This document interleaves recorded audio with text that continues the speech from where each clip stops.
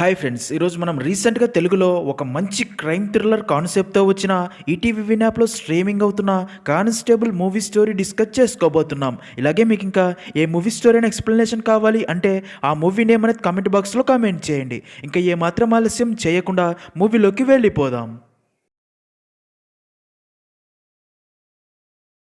Movie start అవ్వగానే ఒక పల్లెటూరులో సాయంత్రం ఎప్పట్లాగే పాల వ్యాపారి కూతురైన అరుణ పక్క ఊరిలో పాలు పోయటానికి వెళ్ళి పాలు పోసి ఇంకా అదే ఊరిలో కొంతమందికి పాలు పోసి ఇంటికి మోటార్ సైకిల్పై బయలుదేరుతుంది. అయితే అప్పటికే చీకటి పడడంతో అరుణకి తన ఫాదర్ ఫోన్ చేసి ఎక్కడున్నావు తల్లి, ఇంకా ఇంటికి రాలేదని అడగ్గా దానికి అరుణ వస్తున్నా నాన్న అని చెప్పి మళ్ళీ మోటార్ సైకిల్ స్టార్ట్ చేయగా అది స్టార్ట్ అవ్వదు. ఇంకప్పుడే అరుణకి అక్కడ కొన్ని భయంకరమైన సౌండ్స్ వినిపిస్తూ ఉండడంతో అరుణ కొంచెం భయపడే ఆ చుట్టుపక్కల అంతా చూసి మళ్ళీ మోటార్ సైకిల్ స్టార్ట్ చేయగా ఈసారి అది స్టార్ట్ అవుతుంది. కానీ ఇక్కడే అదిరిపోయే ట్విస్ట్ ఏంటంటే అప్పటికే ఫేస్కి మంకీ మాస్క్తో గుర్తు తెలియని వ్యక్తి అరుణపై అటాక్ చేసి అరుణ స్పృహ కోల్పోగానే అరుణని తన కారు డిక్కీలో పెట్టుకుని అక్కడ నుండి తీసుకెళ్లిపోయినట్టు చూపిస్తారు. అసలు ఆ మంకీ మాస్క్ వ్యక్తి ఎవరు, ఎందుకు ఇదంతా చేస్తున్నాడు అనేది స్టోరీ ముందుకు వెళ్లే కొద్దీ తెలుస్తుంది. సీన్ కట్ చేస్తే మన మూవీలో మెయిన్ క్యారెక్టర్ అయిన కానిస్టేబుల్ కాశీని చూపిస్తారు. కాశీకి పేరెంట్స్ ఉండరు. కాశీ ఇప్పుడు తన అక్క ఫ్యామిలీతో పాటే కలిసి ఉంటాడు. ఇంకా కాశీ అక్క పేరు లత,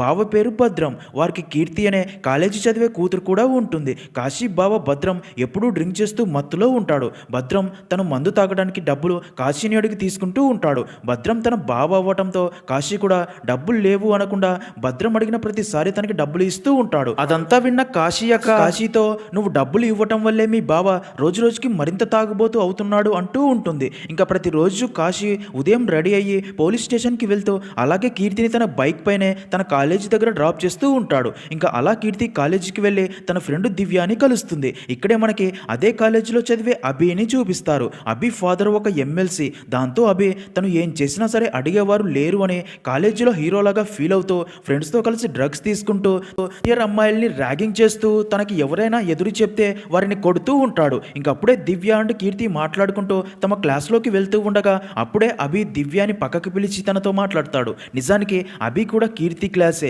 అంతేకాక అభి కీర్తిని ఇష్టపడుతూ ఉంటాడు. అలా అభి దివ్యతో నేను కీర్తిని ఎంతలా ఇష్టపడుతున్నానో నీకు కూడా తెలుసు కదా దివ్య, నువ్వైనా కీర్తికి నా ప్రేమ అర్థమయ్యేలా చెప్పి కీర్తి నా గర్ల్ ఫ్రెండ్ అయ్యేలా హెల్ప్ చేయొచ్చు కదా అని అడగ్గా దానికి దివ్య నీకు కీర్తి గురించి తెలుసు కదా అభి, తనకి ఈ ప్రేమ గిరిమ అంటే అస్సలు ఇష్టం లేదు అని ఇప్పుడు నీ ప్రేమ గురించి కీర్తితో చెప్పాను అంటే కీర్తి కోపంలో నాతో కూడా ఫ్రెండ్షిప్ కట్ చేస్తుంది, అందుకే టైం చూసుకుని నీ ప్రేమ గురించి కీర్తికి నువ్వే చెప్పు అని వెళ్ళిపోతుంది. నెక్స్ట్ సీన్లో కాశీ అండ్ కానిస్టేబుల్ జనార్దన్ హోటల్లో టీ తాగుతూ ఉండగా అప్పుడే ఆ పక్క ఇంట్లో ఉండే ఒక మహిళ గట్టిగా ఏడుస్తున్న సౌండ్స్ విని కాశీ అండ్ జనార్దన్ అక్కడికి వెళ్ళి ఏం జరిగిందని అడిగి తెలుసుకోగా ఆ మహిళ బాత్రూంలోకి వెళ్ళి స్నానం చేసి బయటికి వచ్చేలోగా ఇంట్లో ఉంచిన గోల్డ్ చైన్ దొంగతనం చేశారు అని చెప్తుంది. అది విన్న కాశీ అక్కడ ఉన్న అందరినీ ఇంటి నుండి బయటికి వెళ్ళకండి అని ఆపే అక్కడి వారి మొహాలన్నీ క్లియర్గా చూస్తూ ఇక్కడి వారిలో దొంగ లేడు అని చెప్తాడు. అయితే కాశీ అలా చెప్పగానే ఒక వ్యక్తి అమ్మయ్యాని రిలాక్స్ అవ్వడం కాశీ కూడా గమనించి తనని పట్టుకొని కొట్టి గోల్డ్ చైన్ ఎక్కడా అని అడగ్గా ఆ దొంగ భయపడిపోయి గోల్డ్ చైన్ తనకి ఇస్తాడు. దాంతో కాశీ ఆ చైన్ మహిళకి ఇచ్చి ఆ దొంగని పోలీస్ స్టేషన్కి తీసుకెళ్తాడు. అలా కాశీ పోలీస్ స్టేషన్కి వెళ్ళగా అక్కడే రైటర్గా పనిచేసే సదాశివం సాడ్గా ఉండడం గమనించిన కాశీ ఏమైంది, ఎందుకలా ఉన్నావు బాబాయ్ అని అడగ్గా దానికి సదాశివం నా కూతురికి ఒక మంచి గవర్నమెంట్ పెళ్లి సంబంధం వచ్చింది, వారు కట్నం వద్దంటున్నారు కానీ పెళ్లి మాత్రం చాలా గ్రాండ్గా చెయ్యాలి అంటున్నారు, కానీ నా దగ్గర అంత డబ్బు లేదు అని చెప్పి బాధపడగా అది విన్న కాశీ దీనికి ఇంతలా బాధపడుతున్నావా, నీకు మేమందరం లేమా, ఇక్కడ ఎవరికైనా కష్టాలు వస్తే మనమే ఒకరికొకరు సహాయం చేసుకోవాలి, చెల్లి పెళ్లికి ఎంత డబ్బు కావాలో స్టేషన్లోని మేమందరం కలిసి ఇస్తాము అని తనకి ధైర్యం చెప్తారు. ఇక్కడే మనకి అదే స్టేషన్లో కానిస్టేబుల్గా పనిచేసే మహతి అనే అమ్మాయిని చూపిస్తారు. అంతేగాక మహతి కాశీని ఇష్టపడుతూ ప్రేమిస్తూ ఉంటుంది, తనతో క్లోజ్గా ఉండడానికి ట్రై చేస్తూ ఉంటుంది. ఇంకా మహతి తనను ఇష్టపడుతుంది అని కాశీకి కూడా తెలుసు కానీ ఏమీ తెలియనట్లు యాక్ట్ చేస్తూ ఉంటాడు. ఇంకప్పుడే ఎస్ఐ గిరిధర్ స్టేషన్కి వచ్చి అవసరం ఉన్నా లేకున్నా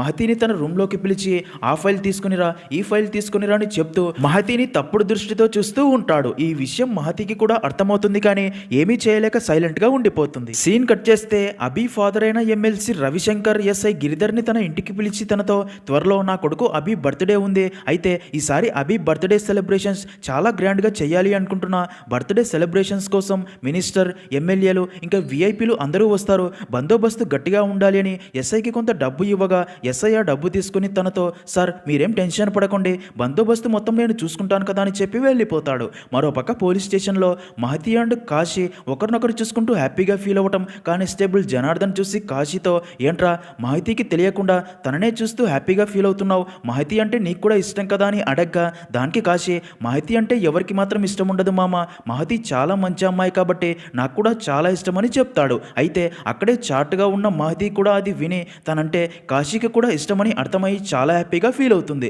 ఇంకా అదే రోజు పాల వ్యాపారి తన చిన్న కూతురు అఖిలతో పాటు పోలీస్ స్టేషన్కి వచ్చి కానిస్టేబుల్తో నా కూతురు నిన్న సాయంత్రం పాలు పోయడానికి వెళ్ళి మళ్ళీ ఇంటికి రాలేదు అని చెప్తూ ఉండగా అప్పుడే అక్కడికి ఎస్ఐ రాగా అఖిల తనతో సార్ మా అక్క అరుణ ఎప్పట్లాగే నిన్న సాయంత్రం పాలు పోయడానికి ఊర్లోకి వెళ్ళి మళ్ళీ తను ఇంటికి తిరిగి రాలేదు, మీరే ఎలాగైనా మా అక్కని కనిపెట్టాలని చెప్పగా అది విన్న ఎస్ఐ వారితో మీ అక్కకి ఎవరైనా బాయ్ ఫ్రెండ్ ఉన్నాడా అని అడగ్గా అది విన్న అఖిల అయ్యో సార్ అక్కకి అలా ఎవ్వరూ లేరు, తను అలాంటిది కాదు అని చెప్పగా ఎస్ఐ మాత్రం వారితో ఇప్పుడు కాలేజీ అమ్మాయిలు అందరూ ఇలాంటి విషయాలు ఇంట్లో చెప్పరు, మీ అక్కకి కూడా పక్కాగా ఎవడైనా బాయ్ ఫ్రెండ్ లేదా లవర్ ఉండి ఉంటాడు, తను వాడిని ఇష్టపడి తనతోనే వెళ్ళిపోయి ఉంటుంది, కొన్ని రోజులకి తనే తిరిగి వస్తుందిలే అని చెప్పి అలాగే ఎఫ్ఐఆర్ బుక్ చేయమని చెప్పి వెళ్ళిపోతాడు. అయితే అదంతా విన్న అఖిల అండ్ తన ఫాదర్ మాత్రం సార్ మా అమ్మాయి అలాంటిది కాదు, మా అమ్మాయి కనిపించడం లేదు అని సహాయం కోసం మీ దగ్గరికి వస్తే మీరు మా అమ్మాయి తప్పు చేసినట్లు మాట్లాడుతున్నారు, మాకు మీ సహాయం ఏమీ వద్దు అని ఎమోషనల్ అయ్యే అక్కడ నుండి ఏడుస్తూ వెళ్ళబోగా అదంతా చూసిన కాశీ వారిని ఆపి మీరేం భయపడకండి, మీ అమ్మాయిని ఎలాగైనా వెతికి కనిపెడతాను, మీరు మిస్సింగ్ కేసు ఫైల్ చేయండి అనగా దానికి ఆ పాల వ్యాపారి వద్దు సార్ ఇక్కడికి వస్తే మాకు ధైర్యం చెప్పి నా కూతుర్ని వెతికి కనిపెడతారు అనే నమ్మకంతోనే ఇక్కడికి వచ్చాము, కానీ మీరు నా కూతురే తప్పుడుది అని తప్పుగా మాట్లాడతారని అస్సలు అనుకోలేదు, ఇంకా జీవితంలో ఎంత కష్టం వచ్చినా మళ్ళీ ఇక్కడికి రాము, పోలీసులు ఒక అమ్మాయిని ఇంత చిన్న చూపు చూస్తారని అస్సలు అనుకోలేదని అక్కడ నుండి వెళ్ళిపోతారు. అదంతా చూసిన కాశీకి ఒక కరప్టెడ్ ఎస్ఐ వల్ల పూర్తి డిపార్ట్మెంట్కి చెడ్డ పేరు వస్తుందని చాలా కోపం వస్తుంది. ఇంకా అదే రోజు రాత్రి కాశీ డిన్నర్ చేసేటప్పుడు కూడా ఉదయం జరిగింది ఆలోచిస్తూ సాడ్గా ఉండడం చూసిన తన అక్క ఏమైందిరా కాశీ ఎందుకు అలా ఉన్నావు అని అడగ్గా దానికి కాశీ ఉదయం జరిగిందంతా చెప్తాడు. అది విన్న కీర్తి మావయ్య అయితే నువ్వే ఎస్ఐ అవ్వు, అప్పుడు ఇలాంటి కేసులని నువ్వే టేకప్ చేసి సాల్వ్ కూడా చేయవచ్చు అని చెప్పగా అది విన్న కాశీ ఎలాగైనా త్వరలోనే ఎస్ఐగా ప్రమోషన్ సాధిస్తా అంటాడు. నెక్స్ట్ సీన్లో మరుసటి రోజు ఉదయం కాశీ కీర్తి కోసం ఒక కొత్త స్కూటీ గిఫ్ట్గా ఇవ్వడంతో కీర్తి కూడా చాలా హ్యాపీగా ఫీల్ అవుతుంది. నిజానికి కాశీ కీర్తిని తన సొంత కూతురులా చూసుకుంటూ ఉంటాడు. ఇంకా అదే రోజు కాశీ అండ్ కీర్తి మార్కెట్కి వెళ్ళి కూరగాయలు తీసుకుంటూ ఉండగా అప్పుడే అటుగా వచ్చిన ఎస్ఐ కీర్తిని చూసి కాశీ దగ్గరికి వచ్చి తనతో ఈ అమ్మాయి ఎవరు అని అడగ్గా దానికి కాశీ తన మేనకోడలు అని చెప్తాడు. అది విన్న ఎస్ఐ తన మనసులో అమ్మాయి యాపిల్ పండులా మెరిసిపోతుంది అనుకుని అసలే రోజులు బాగోలేవు, ఇంత అందమైన అమ్మాయిని నువ్వు మరింత జాగ్రత్తగా చూసుకోవాలి లేదంటే మన చేయి దాటి వెళ్ళిపోతుంది జాగ్రత్త అని చెప్పి అక్కడ నుండి వెళ్ళిపోతాడు. అది విన్న కాశీకి ఎస్ఐపై చాలా కోపం వస్తుంది. ఇంకా అది విన్న కీర్తి కాశీతో ఎవరు మామయ్య తను చాలా తప్పుగా మాట్లాడుతున్నాడని అడగ్గా దానికి కాశీ తను మా స్టేషన్ ఎస్ఐ, తను అంతేలే తన మాటలు పట్టించుకోకు అంటాడు. ఇంకా అదే రోజు ఎమ్మెల్సీ రవిశంకర్ అభితో త్వరలోనే ఎలక్షన్స్ రాబోతున్నాయి, నేను నాలాగే పాలిటిక్స్లో దింపాలి అంటే పబ్లిక్లో నీకు మంచి ఇమేజ్ ఉండాలి, అందుకే నేను మన కాలేజీలోనే జాయిన్ చేశాను, ఎల్లుండి నీ బర్త్డే ఫంక్షన్కి నీ కాలేజీలోని ఫ్రెండ్స్ అండ్ గర్ల్ ఫ్రెండ్స్ని అందరినీ పిలువు అని చెప్పడంతో అది విన్న అభి కాలేజీకి వెళ్ళి తన కాలేజీలో అందరినీ తన బర్త్డే ఫంక్షన్కి ఇన్వైట్ చేస్తాడు. అలాగే దివ్యతో ఎలాగైనా కీర్తిని కూడా బర్త్డే ఫంక్షన్కి తీసుకురమ్మని రిక్వెస్ట్ చేయగా దివ్య సరే అని చెప్తుంది. ఇంకా అలా అభి బర్త్డే ఫంక్షన్ రోజు ఎస్ఐ తన పోలీస్ స్టాఫ్ని ఫంక్షన్ దగ్గర బందోబస్తుగా ఉంచుతాడు. అలా బర్త్డే ఫంక్షన్ దగ్గర డ్యూటీ చేస్తున్న కాశీ జనార్దన్తో మనం పోలీసులం అయ్యుండి కూడా ఇలా ప్రైవేట్ పార్టీస్ దగ్గర డ్యూటీ చేయడం నాకు అస్సలు నచ్చడం లేదు మామ అనగా దానికి జనార్దన్ తనకి నచ్చి చెప్తాడు. ఇంకప్పుడే కీర్తి అండ్ దివ్య కూడా ఫంక్షన్కి రాగా కీర్తిని చూసిన కాశీ నువ్వేంటి ఇక్కడ అని అడుగుతాడు. దానికి కీర్తి బర్త్డే బాయ్ అభి నా క్లాస్మేటే అందరినీ ఇన్వైట్ చేశాడు అని చెప్పగా అది విన్న కాశీ అయితే కేక్ కటింగ్ అయిపోగానే జాగ్రత్తగా ఇంటికి వెళ్ళండి అని చెప్పి లోపలికి పంపుతాడు. ఇంకా అలా కాసేపటికే మినిస్టర్ అక్కడికి రాగా అభి కేక్ కట్ చేసి సెలబ్రేషన్ స్టార్ట్ చేసి డ్రింక్ చేస్తూ డ్యాన్స్ చేస్తూ అందరూ ఎంజాయ్ చేస్తూ ఉంటారు. ఇంకా అప్పటికే అభి తన ఫ్రెండ్స్ అందరికీ రూమ్స్ కూడా అలాట్ చేసి అలాగే ఈరోజు ఎలాగైనా కీర్తితో ఎంజాయ్ చేయాలని ఫిక్స్ అయి ఉంటాడు. అప్పుడే కీర్తి తను వాష్రూమ్కి వెళ్ళాలి అని అడగ్గా కీర్తిని ప్లాన్ ప్రకారం ఒక రూమ్లోకి పంపి తర్వాత అభి కూడా రూమ్లోకి వెళ్ళి అందరు అమ్మాయిలతో బిహేవ్ చేసినట్లే కీర్తితో కూడా బలవంతంగా తనని పట్టుకొని తనకి దగ్గర అవ్వాలి అని చూడగా కీర్తి ఒక్కసారిగా షాక్ అయ్యే అభి చెంప చల్లుమనేలా కొట్టి తన నుండి విడిపించుకొని ఆ రూమ్ నుండి బయటికి వచ్చి దివ్యాని తీసుకొని అక్కడ నుండి స్కూటీపై ఇద్దరు ఇంటికి బయలుదేరుతారు. అప్పుడే కీర్తి టెన్షన్గా ఉండడం గమనించిన దివ్య ఏం జరిగిందని అడగ్గా దానికి కీర్తి జరిగిందంతా దివ్యకి చెప్తుంది. మరో పక్క అభి తన ఫ్రెండ్ ఈ ఇబ్రహీంకి జరిగిందంతా చెప్పి ఒక అమ్మాయి మొదటిసారి నన్ను కొట్టింది అని కోపంతో రగిలిపోయే ఇప్పుడే మా నాన్న నన్ను పాలిటిక్స్లోకి దింపాలి అనుకుంటున్న సమయంలో ఇప్పుడు కీర్తి నా గురించి ఎవరికైనా చెప్తే మా నాన్న పేరు డ్యామేజ్ అవుతుంది, నా లైఫ్ స్పాయిల్ అవుతుంది, అందుకే ఆ కీర్తిని నేను వదిలిపెట్టను, దాని అంతు చూస్తా అనగా ఇబ్రహీం తనని మరింత రెచ్చగొడతాడు. మరోపక్క దివ్య కీర్తిని తమ కాలనీ దగ్గర డ్రాప్ చేయగా కీర్తి దివ్యతో ఇక్కడ నుండి నేను నడుచుకుంటూ వెళ్తాను, నువ్వు జాగ్రత్తగా వెళ్ళు అని చెప్పడంతో దివ్య స్కూటీపై వెళ్ళిపోగా కీర్తి నడుచుకుంటూ వెళ్తుంది. అప్పుడే కీర్తికి కొన్ని భయంకరమైన శబ్దాలు వినిపించడంతో కొంచెం భయపడి చుట్టుపక్కలంతా చూస్తూ ఉండగా అప్పుడే అదే ఫేస్కి మంకీ మాస్క్తో వ్యక్తి కీర్తిపై అటాక్ చేసి తను స్లో కోల్పోగానే కీర్తిని కారు డిక్కీలో పెట్టుకుని అక్కడ నుండి తీసుకెళ్లిపోతాడు. సీన్ కట్ చేస్తే మరుసటి రోజు ఉదయం ఊరి పొలిమేరలో ఒక అమ్మాయి డెడ్ బాడీ ఉందని, ఆ అమ్మాయి ఫేస్కి మంకీ మాస్క్ ఉందని పోలీసులకి ఇన్ఫర్మేషన్ రావడంతో ఎస్ఐ తన టీంతో వెంటనే క్రైమ్ స్పాట్కి చేరుకుంటాడు. మరోపక్క నైట్ డ్యూటీ చేసి కాశీ ఇంటికి రాగా తన అక్క తనతో కీర్తి రాత్రి నుండి ఇంటికి రాలేదు, ఫోన్ చేస్తే స్విచ్ ఆఫ్ అని వస్తుందని భయపడిపోగా అది విన్న కాశీ రాత్రి కీర్తి నాకంటే ముందే ఇంటికి బయలుదేరింది, నువ్వేం భయపడకు, రాత్రి తనతో పాటు తన ఫ్రెండ్ దివ్య కూడా ఉంది అని తనకి కాల్ చేసి కీర్తి గురించి అడగ్గా దానికి దివ్య రాత్రి కీర్తి ఇంటికి కొంచెం దూరంలో దిగి నడుచుకుంటూ వెళ్తా అని వెళ్ళిపోయింది, ఇంకా నేను కూడా ఇంటికి వచ్చి నిద్రపోయాను అని జరిగిందంతా చెప్పగా అది విన్న కాశీ కూడా షాక్ అయ్యి కీర్తి ఇంకా ఇంటికి రాలేదు అని చెప్పడంతో అది విన్న దివ్య కూడా షాక్ అవుతుంది. మరోపక్క క్రైమ్ స్పాట్కి పోలీసులు మీడియా వాళ్ళు ఊరి ప్రజలందరూ చేరుకుంటారు. అప్పుడే ఎస్ఐ ఆ అమ్మాయి ఎవరో చూడాలి అని తన ఫేస్కి ఉంచిన మంకీ మాస్క్ తీసి కీర్తిని చూసి ఆ రోజు మార్కెట్లో కాశీతో అన్న మాటలు గుర్తు చేసుకుని కొంచెం షాక్ అవుతాడు. ఇంకప్పుడే కాశీకి కూడా ఈ విషయం తెలిసి తను కూడా క్రైమ్ స్పాట్కి చేరుకుని కీర్తి డెడ్ బాడీని చూసి షాక్ అయ్యి చాలా ఎమోషనల్ అవుతాడు. ఇంకా కీర్తి పేరెంట్స్ కూడా అక్కడికి వచ్చి కీర్తిని ఆ పరిస్థితుల్లో చూసి గుండెలు పగిలేలా ఏడుస్తారు. కీర్తిని అసలు ఎవరు చంపారో అర్థం కాదు. తర్వాత అలా కీర్తికి పోస్ట్ మార్టం చేశాక తనకి అంత్యక్రియలు కూడా పూర్తి చేస్తారు. ఇంకా కీర్తి ఫాదర్ చాలా బాధపడుతూ కాశీతో నా కూతురిని చంపినవాడు ఎవడైనా సరే వాడిని నువ్వు పట్టుకుని వాడిని కూడా ఇలాగే చంపాలని చెప్పి ఎమోషనల్ అవ్వగా కాశీ తనతో కీర్తిని చంపిన వాడిని కనిపెట్టి నేనే చంపుతా బావా అంటాడు. దీన్ని కట్ చేస్తే మరుసటి రోజు కాశీ వెళ్ళి కీర్తికి పోస్ట్ మార్టం చేసిన డాక్టర్ని కలిసి పోస్ట్ మార్టం డీటెయిల్స్ తెలుసుకోగా డాక్టర్ కాశీతో కీర్తిని తల వెనుక భాగంలో బలమైన రాడ్డుతో కొట్టారు, తర్వాత ఇనుప చువ్వలను కాల్చి ఫేస్ పై కాల్చి టార్చర్ చేసి తర్వాత గొంతు కోసి చంపారు, ఇది పక్కగా బ్రూటల్ మర్డర్ అని చెప్పడంతో అది విన్న కాశీ కూడా షాక్ అయ్యే కీర్తిని చంపినవాడు ఎవడైనా సరే కనిపెట్టి వాడికి నరకం చూపిస్తా అని కోపంతో రగిలిపోగా జనార్దన్ తనని ఓదారుస్తాడు. ఇంకప్పుడే బాగా ఆలోచించిన కాశీ కీర్తి ఫ్రెండ్ దివ్యాని కలిసి మాట్లాడితే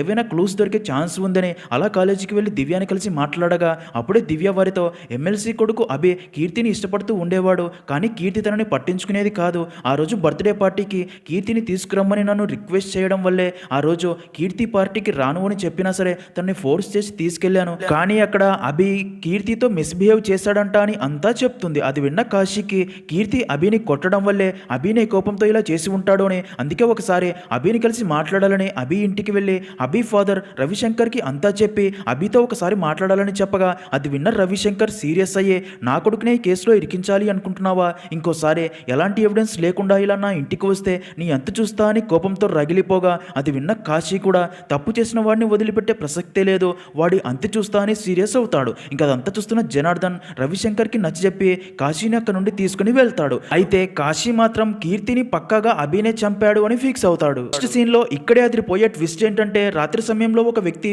జేసీబీతో డంపింగ్ యార్డ్ లో క్లీన్ చేస్తూ ఉండగా అప్పుడే తనకి అక్కడ సేమ్ మంకీ మాస్క్ ఫేస్ కి ఉన్న ఒక వ్యక్తి డెడ్ బాడీ కనిపించడంతో జేసీబీ డ్రైవర్ షాక్ అయ్యి వెంటనే పోలీసులకి ఇన్ఫర్మేషన్ ఇవ్వడంతో పోలీసులు అక్కడికి చేరుకుని ఆ డెడ్ బాడీ ఫేస్ కి ఉన్న మంకీ మాస్క్ తీసి చూసి షాక్ అవుతారు. ఎందుకంటే ఆ డెడ్ బాడీ ఎవరిదో కాదు, ఎమ్మెల్సీ రవిశంకర్ కొడుకు అభి డెడ్ బాడీయే కాబట్టి. ఇంకా జనార్దన్ కాశీకి ఫోన్ చేసి అదే విషయం చెప్పగా కాశీ క్రైమ్ స్పాట్కి వచ్చి అభి డెడ్ బాడీ చూసి షాక్ అయ్యి అభిని ఎవరు చంపారో అర్థం కాక ఆలోచనలో పడతాడు. ఇంకప్పుడే అక్కడికి వచ్చిన ఎమ్మెల్సీ రవిశంకర్ కూడా తన కొడుకు అభి శవం చూసి ఎమోషనల్ అయ్యి అక్కడే ఉన్న కాశీని చూసి నువ్వు అనుకున్నదే చేశావు కదరా, నా కొడుకుని నువ్వే చంపేశావు, నిన్ను వదిలిపెట్టను, నీ అంత చూస్తాను అని కోపంతో రగిలిపోగా అదంతా చూస్తున్న ఎస్ఐ విషయం కనుక్కొని రవిశంకర్ని కూల్ చేసి అక్కడ నుండి పంపించి కాశీపై సీరియస్ అవుతాడు. అసలు నేను ఎమ్మెల్సీ ఇంటికి వెళ్ళి నా పర్మిషన్ లేకుండా కేసు ఎంక్వైరీ ఎవరు చేయమన్నాడనగా దానికి కాశీ నా మేనకోడలు కీర్తి మర్డర్ కేసులో అభి ప్రైమ్ సస్పెక్ట్ అని తెలిసింది, అందుకే ఎంక్వైరీ చేయడానికి వెళ్ళాను అని చెప్తాడు. అది విన్న ఎస్ఐ అది నా పని, చనిపోయింది నీ మేడకోడలు అని కేసుని పర్సనల్గా తీసుకున్నావా, ఇప్పుడు చూడు ఆ రవిశంకర్ తన కొడుకుని నువ్వే చంపావని నిన్ను కూడా చంపుతానని కోపంతో రగిలిపోతున్నాడు, అందుకే కొన్ని రోజులు వాడి నుండి జాగ్రత్తగా ఉండు అని చెప్తాడు. అదంతా చూసిన జనార్దన్ కాశీతో ఆ అభిని కోపంతో నువ్వే చంపేశావు కదా అని అడగ్గా దానికి కాశీ వాడిని వాడిని చంపాలి అనేంత కోపం నాకు కూడా ఉండింది మామ. కానీ వాడిని చంపింది నేను కాదు. ఇప్పుడు నాకు అర్థం కాని విషయం ఏంటంటే కీర్తిని చంపింది అభి అయితే మరి అభిని చంపింది ఎవరు? ఒకవేళ కీర్తిని అభిని చంపింది ఒకరే అయ్యి ఉంటారా అని అసలు నాకు ఏమీ అర్థం కావటం లేదని కన్ఫ్యూజ్ అవుతుంది. ఇదిలా ఉంటే ఎస్ఐ అభి కేసుని ఎలాగైనా సాల్వ్ చెయ్యాలి అని అలా అభి క్లోజ్ ఫ్రెండ్ అయిన ఇబ్రహీం అభి చనిపోయిన రోజు నుండి కనిపించడం లేదు అని తెలిసి ఇబ్రహీం కోసం వెతుకుతూ ఉంటాడు. ఇదిలా ఉంటే ఎస్ఐ పై ఆఫీసర్స్ కి ఈ వరుస మర్డర్స్ గురించి తెలిసి ఈ కేసుని త్వరగా క్లోజ్ చేయమని ఎస్ఐ పై ప్రెజర్ చేస్తారు. ఇదిలా ఉంటే మరో పక్క అభి పోస్ట్ మార్టం రిపోర్ట్స్ రాగా వాటిని చూసిన కాశీ షాక్ అవుతాడు. ఎందుకు అంటే కీర్తిని ఎలాగైతే టార్చర్ చేసి చంపారో సేమ్ అలాగే అభిని కూడా చంపారు అని ఆ రిపోర్ట్స్ లో ఉంటుంది. దాంతో కీర్తిని చంపింది అభి కాదు అని, కీర్తి అండ్ అభిని చంపిన ఆ మూడో వ్యక్తి ఎవరో తెలుసుకోవాలని ఫిక్స్ అవుతాడు. ఇంకప్పుడే జనార్దన్ కాశీతో అభి అండ్ కీర్తి చదివే కాలేజీ వాడే వీరిని చంపి ఉండాలి. అభి చనిపోయినప్పటి నుండి తన బెస్ట్ ఫ్రెండ్ అయిన ఇబ్రహీం కనిపించడం లేదంట. ఇప్పుడు అభి పోస్ట్ మార్టం రిపోర్ట్స్ లో తను డ్రగ్స్ తీసుకున్నట్లు వచ్చింది. ఆ ఇబ్రహీం కూడా డ్రగ్స్ అమ్ముతూ ఉంటాడు. ఒకవేళ ఈ హత్యలు వాడే చేసి ఉంటాడేమో అనగా అది విన్న కాశీకి కూడా అదే డౌట్ వచ్చి ఆ ఇబ్రహీం ఇప్పుడు ఎక్కడ ఉంటాడని అడగ్గా దానికి జనార్దన్ వాడు ఒక పాడుపడ్డ బంగ్లా దగ్గర ఎక్కువగా కనిపించేవాడు అని ఆ ప్లేస్ కి కాశీని తీసుకుని వెళ్ళగా అక్కడ నిజంగానే ఇబ్రహీం తన ఫ్రెండ్స్ తో కలిసి డ్రగ్స్ తీసుకుంటూ ఎంజాయ్ చేస్తూ ఉంటాడు. కాశీ ఇబ్రహీంని పట్టుకోవాలని చూడగా ఇబ్రహీం తన ఫ్రెండ్స్ తో కలిసి కాశీ పైకి రాళ్లు విసిరి అక్కడ నుండి తప్పించుకొని పారిపోతాడు. ఇంకా కాశీకి ఆ దాడిలో చిన్న చిన్న గాయాలు అవడంతో మహతి అండ్ జనార్దన్ తనని ఇంటి దగ్గరికి తీసుకుని వెళ్ళి ట్రీట్మెంట్ చేయిస్తారు. అప్పుడే జనార్దన్ కాశీతో ఆ ఇబ్రహీం మనల్ని చూడగానే తప్పించుకొని పారిపోయాడు అంటే పక్కాగా కీర్తి అండ్ అభిని మర్డర్ చేసింది వాడే అయ్యి ఉంటాడు అని చెప్తాడు. మరుసటి రోజు ఉదయం ఒక వ్యక్తి పోలీస్ స్టేషన్ కి ఫోన్ చేసి పొలాల దగ్గర ఒక చెట్టుకి ఒక వ్యక్తి ఉరివేసుకుని చనిపోయాడని ఇన్ఫర్మేషన్ ఇవ్వడంతో పోలీసులు అండ్ మీడియా వారు వెంటనే క్రైమ్ స్పాట్ కి చేరుకుంటారు. అయితే ఆ డెడ్ బాడీ ఫేస్ కూడా సేమ్ మంకీ మాస్క్ ఉండడంతో ఆ మాస్క్ తీసేసి చూడగా ఇక్కడే ట్విస్ట్ ఏంటంటే ఆ డెడ్ బాడీ ఎవరిదో కాదు ఇబ్రహీందే. అది చూసిన కాశీ మైండ్ బ్లాక్ అయ్యి షాక్ లో ఉండిపోతాడు. అప్పుడే మహతి తనతో క్రిమినల్ చాలా బ్రిలియంట్ గా ప్లాన్ చేస్తున్నాడు, కనీసం ఒక క్లూ కూడా వదలట్లేదు, అందరినీ ఒకేలా చంపుతూ ఒకే రకమైన మాస్క్ యూజ్ చేస్తున్నాడు, మనం ఎవరైతే సస్పెక్ట్ అనుకుంటున్నామో నెక్స్ట్ వారినే చంపుతున్నాడు అనగా అది విన్న కాశీ వారితో ఇప్పటిదాకా చనిపోయిన ముగ్గురు కూడా ఒకే కాలేజీలో చదివేవారు, ముగ్గురు ఒకే క్లాస్ వారు, ఒకవేళ కిల్లర్ నెక్స్ట్ టార్గెట్ వారి క్లాస్కే చెందిన దివ్య అయి ఉండే ఛాన్స్ ఉంది అని మహతితో దివ్య ఇల్లు మీ ఇంటి దగ్గరే కదా, తనని ఎప్పుడు గమనిస్తూ ఉండు, తనని కాపాడడం మన బాధ్యత అని చెప్తాడు. నెక్స్ట్ సీన్ లో అదే రోజు రాత్రి మహతి కాశీకి ఫోన్ చేసి సేమ్ మంకీ మాస్క్ తో దివ్య ఇంటి దగ్గర ఒక వ్యక్తి తిరుగుతున్నాడు, నువ్వు త్వరగా ఇక్కడికి రాని చెప్పడంతో అది విన్న కాశీ వెంటనే అక్కడికి వెళ్లి తనని పట్టుకోబోగా ఆ వ్యక్తి వారి నుండి తప్పించుకుని పొలాల్లోకి పారిపోవడంతో కాశీ అండ్ మహతి తన వెంట పడతారు. అలా పొలాల్లోకి వెళ్ళాక ఆ మాస్క్ వ్యక్తి కనిపించాడు. కానీ ఫేస్ లకి మరో మాస్క్ తో కొంతమంది కాశీపై అటాక్ చేసి తనని చంపబోగా కాశీ వారందరినీ కొట్టి వారిలోని ఒకటి ఫేస్ కి మాస్క్ తీసి చూసి వారు ఎమ్మెల్సీ రవిశంకర్ మనుషులని గుర్తుపట్టి తనని చంపేందుకే రవిశంకర్ వారిని పంపారని అర్థమవుతుంది. ఇంకప్పుడే ఆ మంకీ మాస్క్ వ్యక్తి అటుగా పెరిగెత్తడం చూసిన కాశీ తనని పట్టుకొని తన ఫేస్ కి మాస్క్ తీసి ఫేస్ చూసి పోలీస్ స్టేషన్ కి తీసుకెళ్లి దారుణంగా కొడుతూ ఎందుకురా ఎత్తులు చేస్తున్నావు అని అడుగుతూ ఉండగా అప్పుడే పోలీస్ స్టేషన్ కి వచ్చిన కానిస్టేబుల్ సదాశివం అది చూసి కాశీని ఆపి, సార్ వీడి కిల్లర్ కాదు, తను ఒక పిచ్చోడు, తనకి మాటలు కూడా రావు, ఎవరైనా డబ్బులు ఇచ్చి ఏది చేయమంటే అది చేస్తూ ఉంటాడు, ఆ కిల్లర్ వీడికి ఆ మాస్క్ ఇచ్చి వేసుకోమని తిరగమని చెప్పి మిమ్మల్ని డైవర్ట్ చేశాడు అని చెప్పడంతో అది విన్న కాశీ షాక్ అవుతాడు. తనకి కూడా అదే నిజం అనిపించి ఆ పిచ్చివాడిని వదిలేస్తాడు. సీన్ కట్ చేస్తే మరుసటి రోజు ఉదయం కొంతమంది చేపలు పట్టుకోవడానికి చెరువు దగ్గరికి వెళ్లి చెరువులో ఒక శవం ఉండడం గమనించి అదే విషయం పోలీసులకి ఇన్ఫర్మేషన్ ఇవ్వడంతో పోలీసులు ఆ శవాన్ని బయటికి తీసి చూడగా అది మూవీ స్టార్టింగ్ లో కిడ్నాప్ అయిన అరుణ డెడ్ బాడీ, తన ఫేస్ కూడా సేమ్ మంకీ మాస్క్ ఉంటుంది. అది చూసిన కాశీకి ఇది కూడా సేమ్ ప్యాటర్న్ హత్య అని అర్థమవుతుంది. ఇంకా అరుణ పోస్ట్ మార్టం రిపోర్ట్స్ కూడా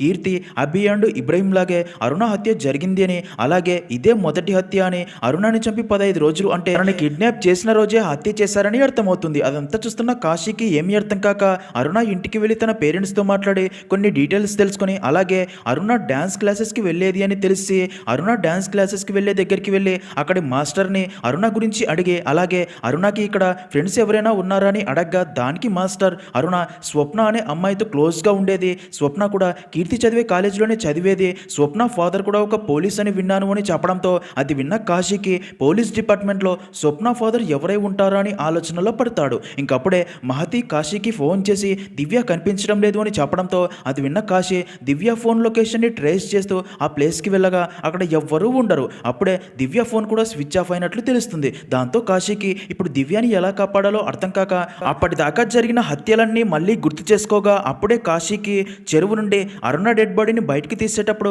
తన చేతి నుండి ఒక చైన్ చెరువులో పడిపోవడం గుర్తొచ్చి వెంటనే మళ్ళీ ఆ చెరువు దగ్గరికి వెళ్ళి అందులోకి దూకి ఆ చైన్ కోసం వెతికి దాన్ని కనిపెట్టి చేతిలోకి తీసుకొని చూడగా అందులో ఒక లాకెట్ ఉంటుంది. దాన్ని ఓపెన్ చేసి అందులోని ఫొటోస్ చూసిన కాశీ మైండ్ బ్లాక్ అయ్యి షాక్లో ఉండిపోతాడు. ఇక్కడే రివీల్ అయ్యే అదిరిపోయే ట్విస్ట్ ఏంటంటే అందులో కానిస్టేబుల్ జనార్దన్ ఇంకా ఒక అమ్మాయి ఫోటో ఉంటుంది. దాంతో కాశీకి జనార్దన్ పై డౌట్ వచ్చి తన ఇంటికి వెళ్ళగా అప్పుడే జనార్దన్ ఎక్కడికో వెళ్తూ ఉండడం గమనించి తననే ఫాలో అవుతూ వెళ్ళగా అలా జనార్దన్ ఒక సీక్రెట్ ప్లేస్ కి వెళ్తాడు. అక్కడే దివ్యాని బంధించి అలాగే మంకీ మాస్క్ ఉండడం చూసిన కాశీకి తనే కిల్లర్ అని క్లారిటీ వచ్చి తనపై అటాక్ చేసి దివ్యాని కాపాడాలని చూడగా అప్పుడే అదే గదిలో ఉన్న మరొక అమ్మాయి కత్తితో కాశీపై అటాక్ చేస్తుంది. దాంతో కాశీ కూడా అమ్మాయిని కొడతాడు. అదంతా చూస్తున్న జనార్దన్ తనని కొట్టకు, ఇంకా కొడితే తను చనిపోతుంది అని కాశీని ఆపగా కాశీ కోపంతో మరి నువ్వు ఇన్ని హత్యలు ఎందుకు చేశావు చెప్పు అని గట్టిగా అడగ్గా దానికి జనార్దన్ చెప్తా తను నా కూతురు స్వప్న ఇప్పుడు సైకోలా బిహేవ్ చేస్తుంది కానీ ఒకప్పుడు నా కూతురు మహారాణిలా ఉండేది అని జరిగింది చెప్తాడు.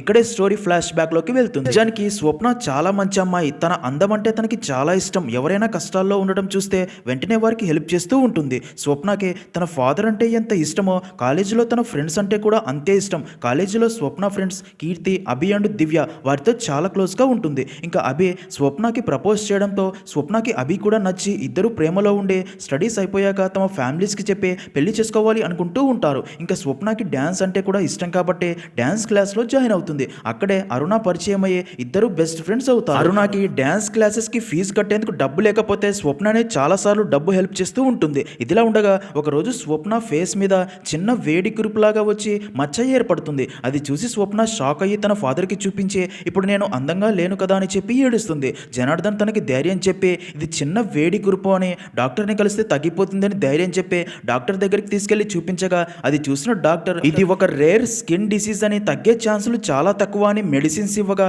స్వప్న ఆ రోజు నుండి మెడిసిన్స్ వాడుతూ ఉంటుంది. కానీ అది రోజు రోజుకి అది ఫేస్ పై పెద్దది అవుతూ ఉంటుంది. దాంతో స్వప్న ఫేస్ కి స్కార్ఫ్ కట్టుకుని కాలేజీకి వెళ్ళగా తనని చూసిన తన ఫ్రెండ్స్ కొత్తగా ఈ స్కార్ఫ్ ఏంటి అని దాన్ని తీసేసి తన ఫేస్ చూసి షాక్ అయ్యి అసహించుకొని ఆ రోజు నుండి తనకి దూరంగా ఉంటూ ఇది అంటువ్యాధి అంటారు. దాంతో స్వప్న చాలా బాధపడుతూ ఉంటుంది. మరో పక్క డ్యాన్స్ క్లాసెస్లో అరుణ కూడా స్వప్నాన్ని చూసి అసహించుకుంటూ తనకి దూరంగా ఉంటూ అవాయిడ్ చేస్తుంది. ఇంకా అప్పటిదాకా తనంటే ప్రాణమని చెప్పిన అభి కూడా స్వప్నాన్ని అవాయిడ్ చేయడం స్టార్ట్ చేస్తాడు. దాంతో స్వప్న అభిని కలిసి అదే విషయం గురించి అడిగే మనం పెళ్లి చేసుకుందామని చెప్పావు కదా అని అడగ్గా దానికి అభి అద్దంలో నీ మొహం చూసుకున్నావా, నీలాంటి అమ్మాయిని నేను పెళ్లి చేసుకోను అంటాడు. అభి మాటలకి ఇబ్రహీం కూడా సపోర్ట్ చేస్తాడు. దాంతో స్వప్న చాలా బాధపడుతుంది. ఇంకా తను అనుకున్న ఫ్రెండ్స్ అండ్ లవర్ అందరూ కూడా తనని అవాయిడ్ చేయడంతో స్వప్న కాలేజ్కి వెళ్ళడం కూడా మానేసి ఇంట్లో ఉంటూ చాలా బాధపడుతుంది. అలా కొన్ని రోజులకి ఒకరోజు చనిపోవాలని చూడగా తన ఫాదర్ తనని కాపాడుతాడు. అప్పుడే స్వప్న తన ఫాదర్తో ఫ్రెండ్స్ అంటే కష్టాల్లో తోడు ఉండాలి, కానీ నా ఫ్రెండ్స్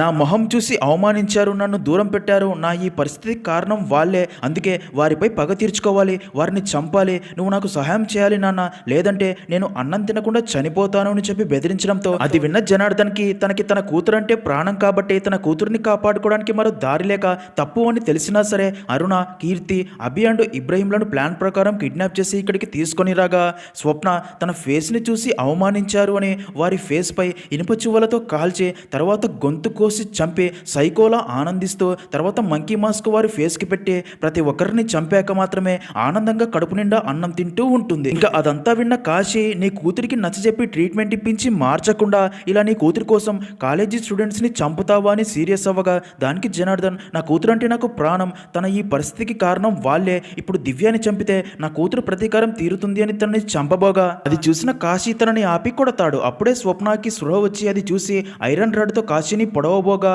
కాశీ పక్కకి జరగడంతో స్వప్న రాడ్ని తన తండ్రి కడుపులోనే పొడవంతో తను అక్కడికక్కడే చనిపోతాడు. అది చూసి స్వప్న తనే తన ఫాదర్ని చంపాను అని ఎమోషనల్ అవుతుంది. ఇంకా కాశీ దివ్యాని కాపాడే తర్వాత స్వప్నాని ట్రీట్మెంట్ కోసం మెంటల్ కేర్ హాస్పిటల్లో జాయిన్ చేసి ట్రీట్మెంట్ ఇప్పిస్తూ ఉంటాడు. అలా కొన్ని రోజులకి హాస్పిటల్లో పనిచేసే నర్సు కాశీకి ఫోన్ చేసి మీరు జాయిన్ చేసిన అమ్మాయి కొన్ని రోజులుగా అసలు ఫుడ్ తినటం లేదు, మీరు ఒకసారి రండి అని చెప్పడంతో అది విన్న కాశీ అక్కడికి రాగా అప్పుడే అక్కడి ఒక నర్సుని ఎవరో దారుణంగా చంపేసి ఉంటారు. అది చూసిన కాశీ షాక్ అయ్యి స్వప్న రూమ్లోకి వెళ్ళి చూడగా తను ఫుల్గా ఫుడ్ తింటూ కాశీ వైపు చూసి నవ్వడంతో జరిగింది అర్థమైన కాశీ షాక్లో ఉండిపోతాడు. అలా అక్కడితో మూవీ అనేది ఎండ్ అవుతుంది.